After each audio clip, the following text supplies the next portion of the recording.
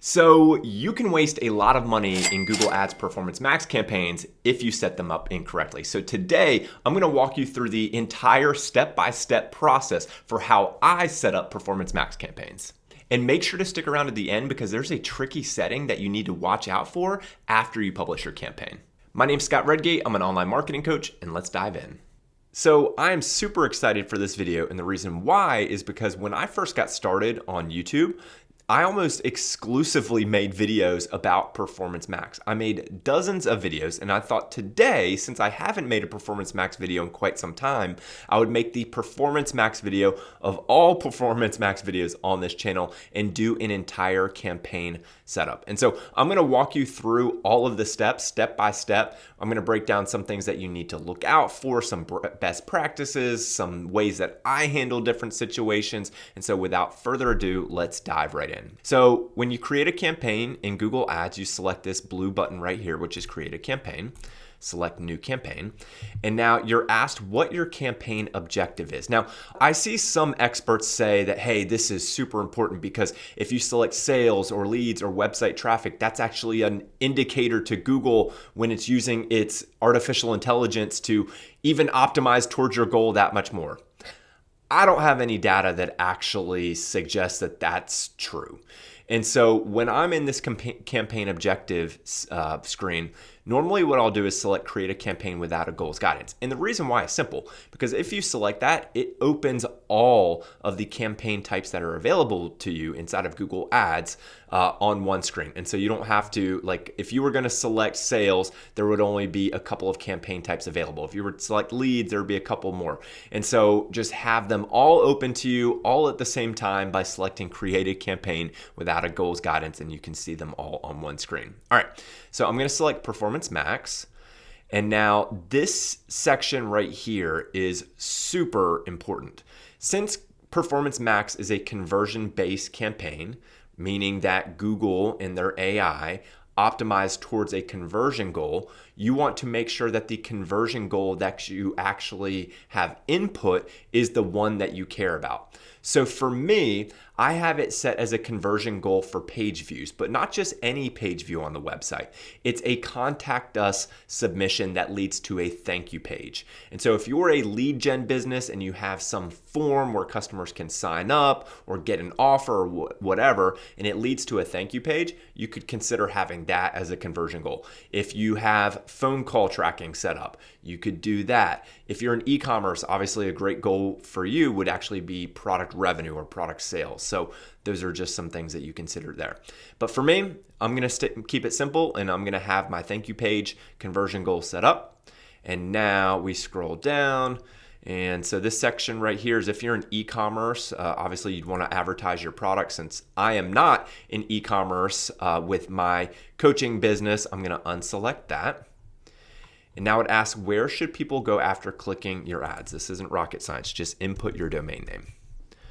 Or if you have a specific page on your website that the campaign's geared towards, you could include that section or that URL right there. All right, so now we get into campaign name. And so my recommendation here is keep it simple, but also keep it consistent with how other campaigns are named inside of your account. And so for this campaign, we're gonna call this Performance Max, and this campaign is going to be geared towards SEO coaching. And so it's a simple campaign name, Performance Max, SEO coaching. If I had other campaigns in this dummy account, I would just make sure that the campaign name was consistent with those. So I'm gonna select continue. Okay, now we are getting into the good stuff. So it says bidding, what do you want to focus on? You have two options. You can either select conversions or conversion value, all right? So for me, since I only have a single goal, which is a thank you page visit, I would be fine to select conversions. However, if you have multiple forms on your website or multiple goals, including phone calls, and each of those different goals has different values assigned in your conversion tracking, I would highly recommend going for conversion value. So let's say, for example, you have two forms on your website. One form is extremely important to you, and you've assigned a value of when someone submits that form and they get to the thank you page of $500. But let's say there's another form on your website where maybe the users aren't as likely to convert after they fill out the form. And so that other form is only worth $100 for you. So you have one form that's super important, that's $500, and one form that you don't really care about, and that's $100. Well, if you were to have both of them as conversion goals and you had it only selected for conversions, Google would treat both of those forms equally inside of Performance Max. However, if you select conversion value, it would now understand that, hey, when this form number 1 is submitted, this business values that at $500 versus form number 2, which is only $100. And so if you want to increase the maximum value from your Google Ads account in driving leads, I would highly recommend selecting conversion value. Now, this next option right here, which is set a target return on ad spend. If you have a relatively new Google Ads account and you don't have a lot of data to work with, I'd recommend leaving this unchecked for now. But in time, you will want to come back and give Google some guardrails by selecting a return on ad spend for the campaign. And if you were to select conversions, you would select a target CPA. And the reason why I say this is because if you want to have maximum efficiency from the campaign, you're going to need to let the campaign learn a little bit. And you can see what types of results the campaign's able to achieve, but then you can put guardrails on it to, from an efficiency standpoint, make it a little bit tighter by assigning a target return on ad spend that Google in their AI and their machine learning that they actually try to hit. If you do not select a target return on ad spend or a target CPA, what will happen is Google will look to spend the entirety of your budget. And yes, they will attempt to maximize the quantity of conversions. However, if you have a good target ROAS or target CPA set, you can actually drive more conversions to the campaign than if you left it blank. Okay, so the quick summary here is if you have a new campaign or a new account and you're starting a Performance Max campaign, do not input anything. Do not check the box for set a target return on ad spend or target CPA.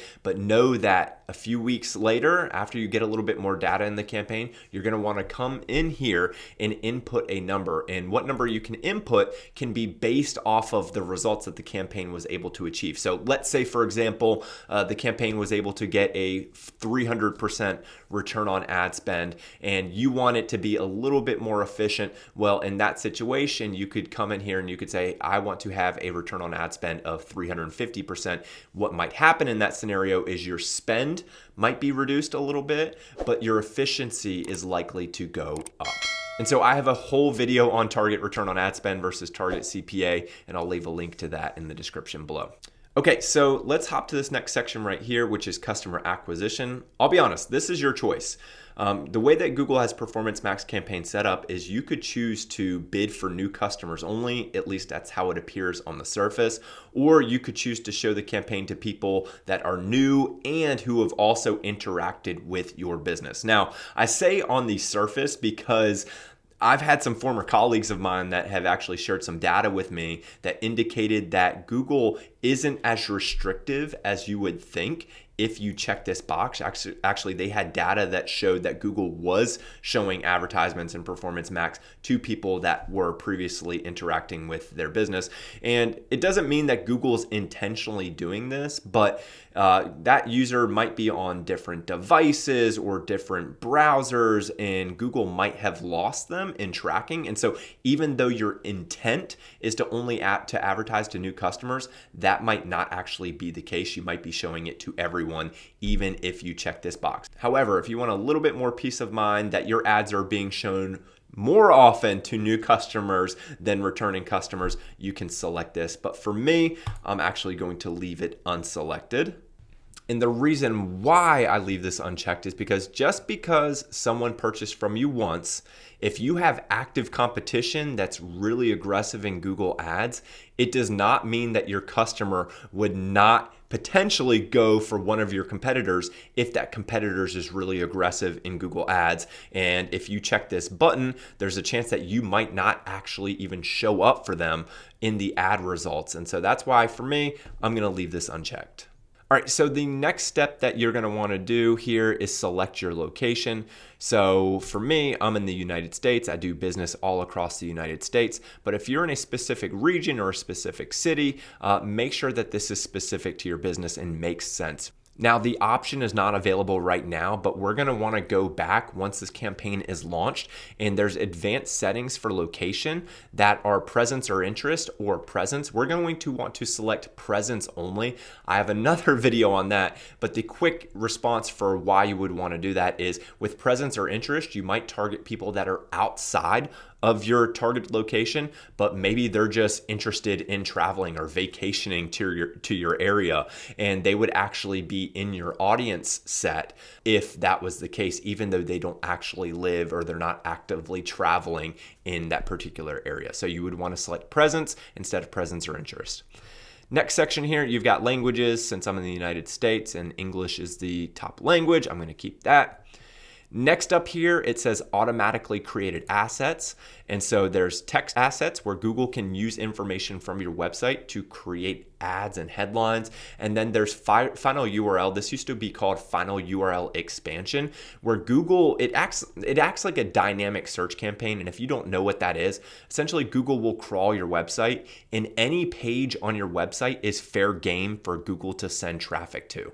And so when you're first starting out, I would not use final URL, or what was previously called final URL expansion, or text assets. I want to have as much control as possible. It's something that I would consider in the future, but even if you do in the future, you'd want to make sure that you exclude a lot of URLs. So for example, your privacy policy or your terms of service page. I've seen several examples where Google actually has that as a URL in Performance Max that they send traffic to, because again, any URL on your website that is not excluded is fair game to Performance Max if you have that option checked. All right, so in this more settings section right here, you've got your ad schedule. So if you want your ads to be shown at a particular time of day or particular days, you can select that. You've got start and end dates. You've got a couple other options here. Down here, brand exclusions. I have another video on this. If you want to exclude brands so your ads don't show on searches that mention those specific brands, you can go in and build brand lists, and then you can add those brand names to that brand list. But for a basic Performance Max campaign, you don't need to worry about that. And so I'm actually going to leave this blank for now. But there is that option if you want it. And if you want to learn more about brand exclusions, make sure to click the link in the description to my full video on that.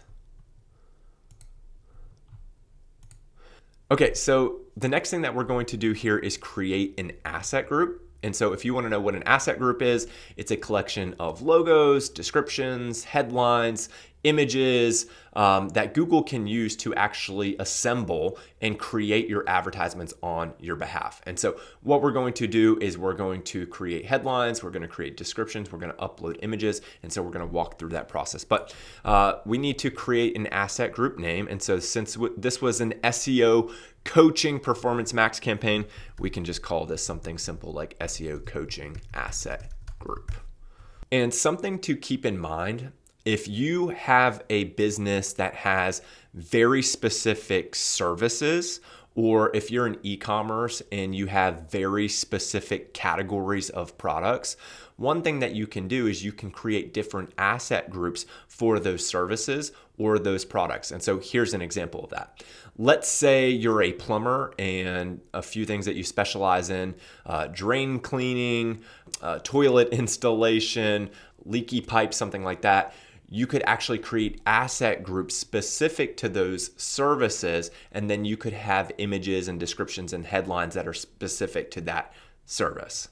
But today we're just going to create a single asset group. And so again, I'm going to call this one SEO Coaching Asset Group. It asks for the final URL that you want to send traffic to. So I'm going to send users to my homepage. If I had a specific SEO section on my website, I would probably input that URL because it is a little bit more specific and it's a little bit more relevant if someone was searching for SEO related terms and they would land on a specific SEO related landing page. But for now, I'm going to send them to my homepage. And now this is something that we're going to get into that when I was first starting out making Performance Max videos, this was not in the picture. This is Google using AI to help generate assets for you. And so they're using their AI service, which is Google Gemini, as its foundation. And then you can actually have help as you create your advertisement. Okay, so it says, what products or services are you advertising in this campaign? And so I'm going to say SEO coaching, and I'll say SEO consultant services, something like that. And what makes your product or service unique? I'm going to say, I help businesses save money by learning to manage their own online marketing campaigns without having to hire an expensive agency, period. Awesome. Then it says select pages to enhance and suggest images from. I'll click that. And then you can select generate assets. I'm actually going to show you, in my opinion, a better approach for you, but I at least wanted to go through those steps to see what Google is able to come up with, because maybe we don't include 100% of their assets, but maybe half of them are good. And that could save us some time as we are creating this advertisement. Okay, so my initial scroll here, I can see the first headline that they're recommending says, learn how to manage your own. Oh, that's so poor. They've got my name there, which we might, like, depending on how we write the rest of the headlines, like that might make sense. But these are just, unfortunately, these are just super broad. So unfortunately, I'm not a huge fan of the different headlines that they created. So I'm going to take a second and I'm going to, that one's not bad, but I'm just going to erase all these for now. And I'm going to show you a better way, in my opinion, to get a jump start on the different headlines and descriptions. I actually have a product, and it's called the AI Online Marketing Playbook.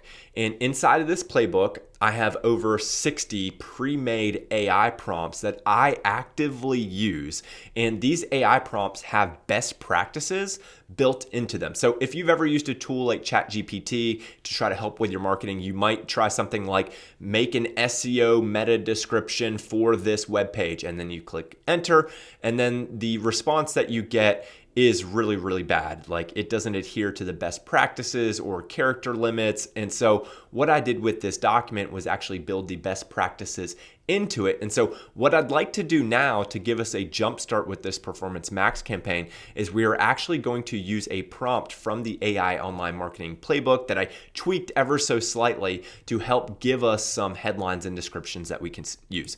So I already did this, but here is a prompt from the playbook. It says, using the PAS framework, the problem agitate solution, create 10 captivating Google Ads headlines, long headlines and descriptions for my business. My business name is Scott Redgate LLC, and I am an online marketing coach who helps companies learn to manage their own SEO campaigns without needing to hire an agency. And it says, certainly, here are 10 captivating Google ads using the PAS framework, yada, yada, yada. And so let's take a look at these and then compare them to what we just saw with Google's Gemini without any best practices built in. All right, so this one, the first one, it says, frustrated with SEO agencies. Not a bad headline. The long headline says, take control of your SEO, no agency needed. And then the description is, tired of overpaying agencies for lackluster SEO results? Learn to manage your campaigns in-house with Scott Redgate LLC. Mwah. Chef's kiss. That is really, really, really, really good.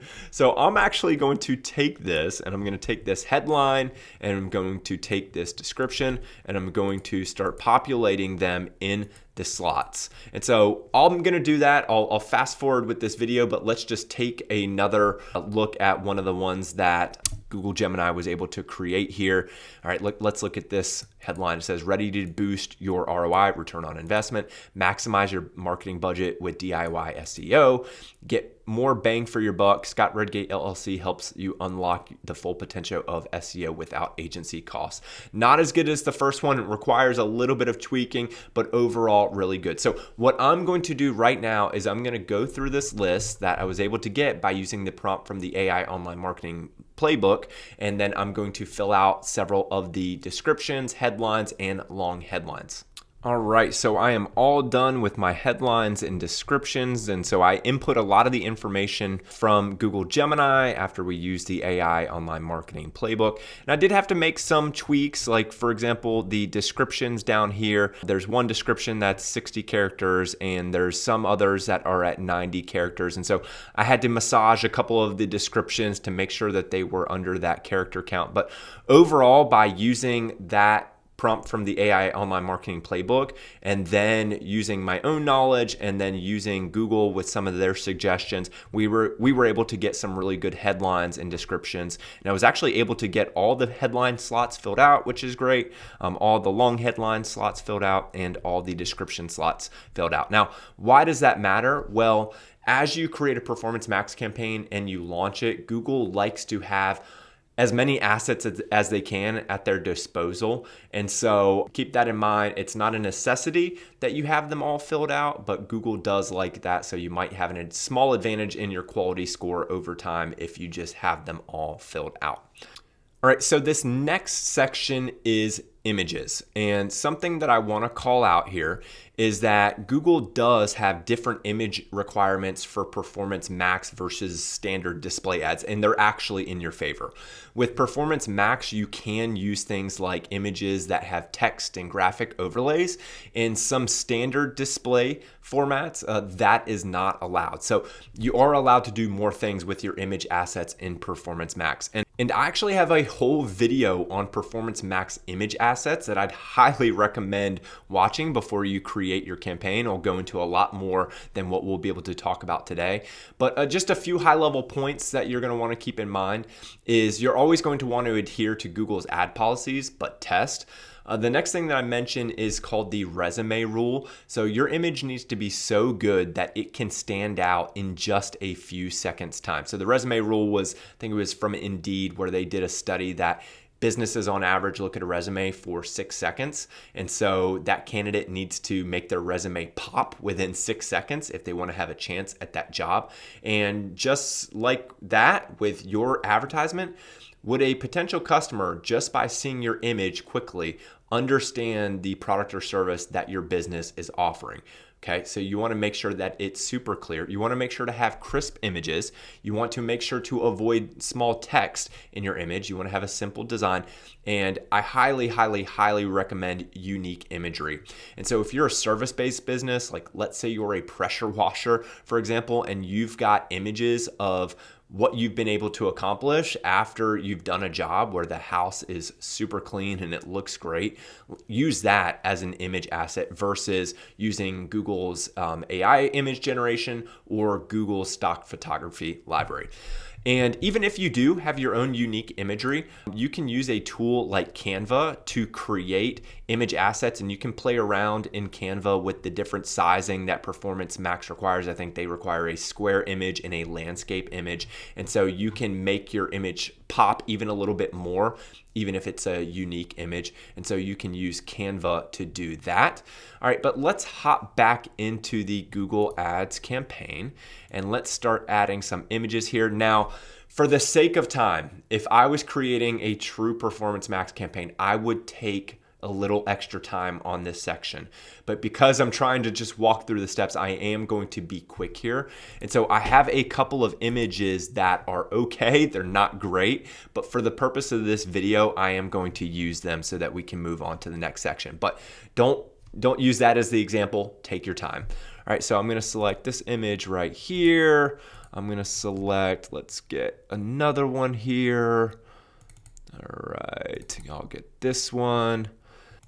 Let's see if we can get this one lined up. Perfect. Select ratio, save. Okay, so right now, as you can see, I only have 2 of the 20 images selected. Just like with the text and the headlines, over time, you might get a small quality score bump if you can fill this out completely. So I would recommend taking the time and also have better images than what I just shared with you there. But take some time and fill them out. And also, if you have a long sales cycle or if a customer sees your advertisement multiple times, if you have multiple images, what could happen is that customer would see different images every single time, time, which might make your ads pop even just a little bit more and entice them to click through. Okay, so we've got a couple of images uploaded. I'm gonna upload my logo in here. Okay, so we've got our logos. I uploaded another one in there, and we'll select save. So now we've got logos, we've got a couple images. Take time, add more. We've got descriptions, we've got long headlines, we've got our headlines, and now it's asking for your business name, Scott Redgate LLC. While that's technically my business name, I'll just keep it simple and put Scott Redgate. All right, this section right here is super important. It's videos.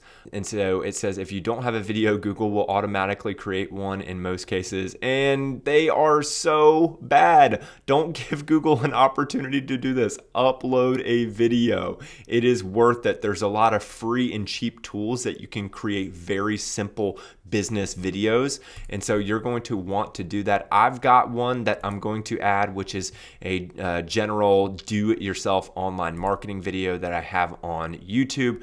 So I'm going to select that, but make sure to upload videos because the ones that Google creates for you, it reminds me of something from Windows 95 and Microsoft Paint.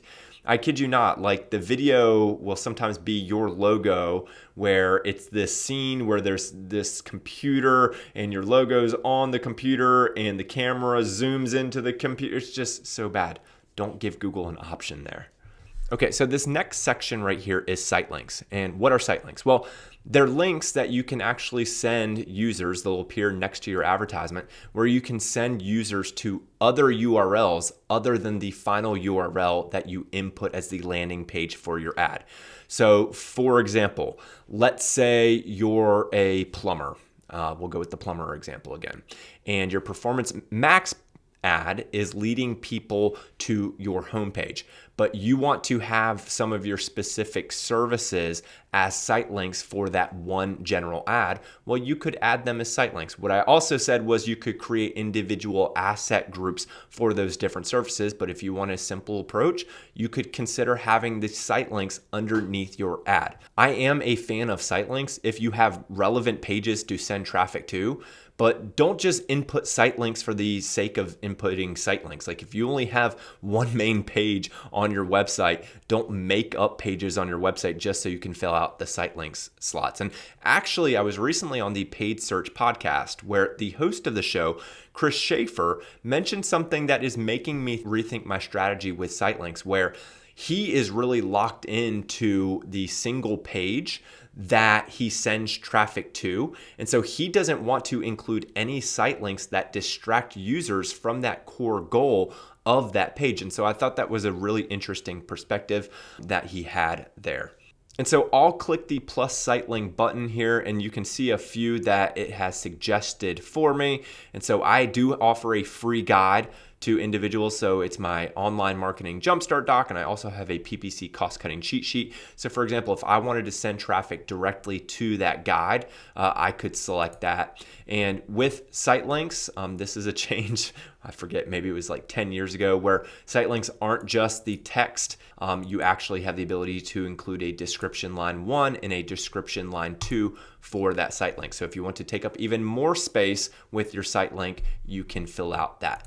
I'm not going to select any site links, but if it makes sense for your business and you have pages that are fitting the customer base that would be looking at Performance Max and could actually be a value add in your conversion process, you can consider adding more site links. Next up is the call to action. You can leave it automated where Google chooses, or you can select. I'm always a fan of selecting the one because I don't want to leave it up to chance. And so for me, let's see here. I guess I'll use a generic learn more here, but if you sell products, you can select shop now, or if you're trying to drive subscriptions, you can select subscribe, whatever fits your business. Select that. If you leave it automated, Google may choose a call to action that's not really relevant for you.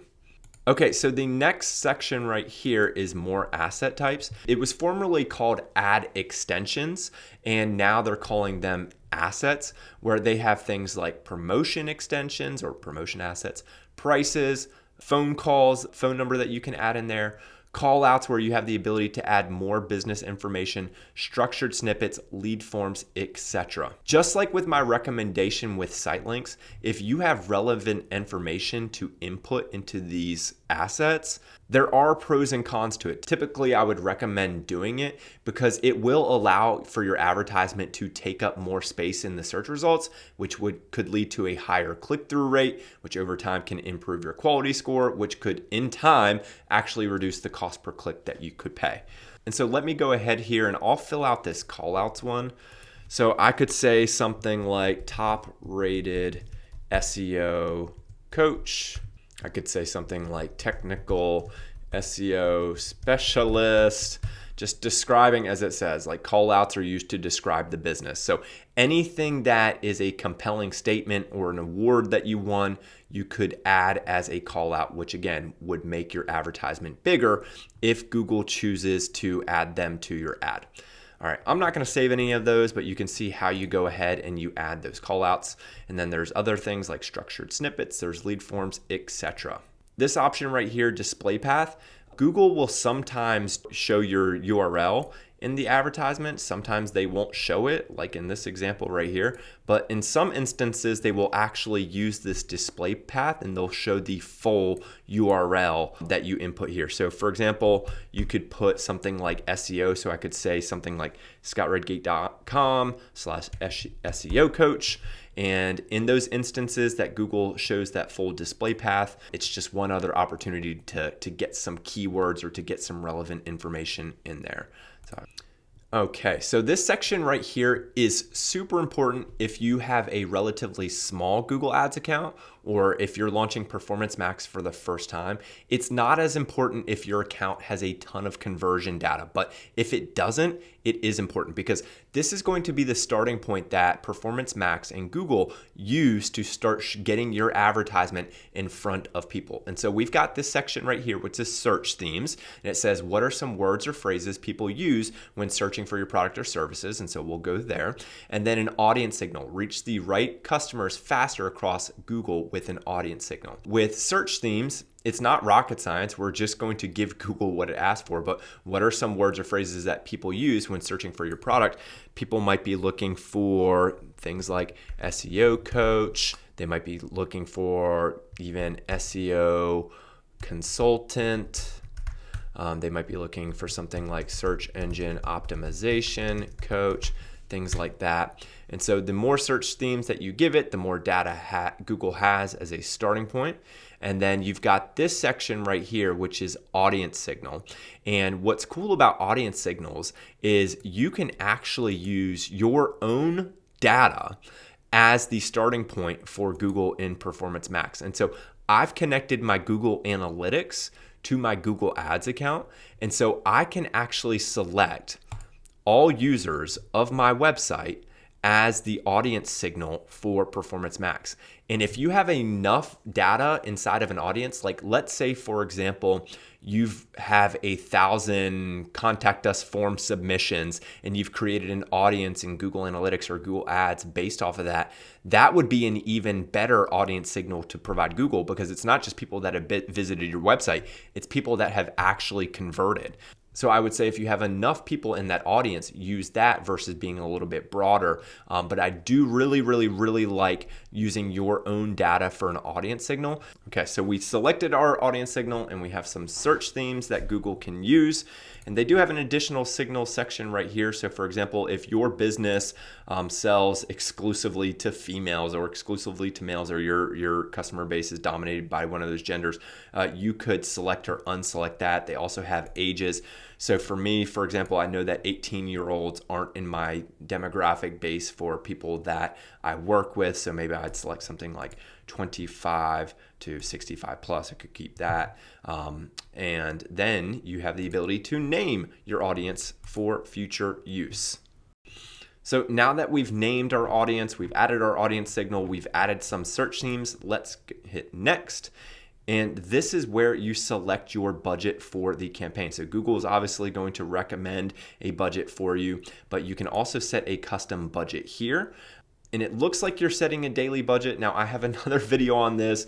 It's actually not a daily budget. Google does take that and I think they multiply it by something like 30.4, and that's your monthly budget. And so Google won't overspend what you input here times, I think it was 30.4 in a monthly timeline, but you could go over on an individual day, but they won't go over whatever your daily budget is multiplied by the number of days that they have set for a month. All right, so now our campaign is checking for errors and it says your campaign is ready to publish. And so congratulations, you can now publish your campaign. And so if you have an active Google Ads account, again, this is my dummy account, you'll be now in the review process. This can take anywhere from a couple of hours to a couple of days. And so just wait it out and then hopefully you'll start to get some impressions and clicks in your campaign. Oh, one quick thing that I want to share with you, I had mentioned this earlier in the video. If you go back into the campaign settings and you go into the locations tab, what you're going to want to do is you're going to want to select presence versus presence or interest, and now that option is available to you after you've published the campaign.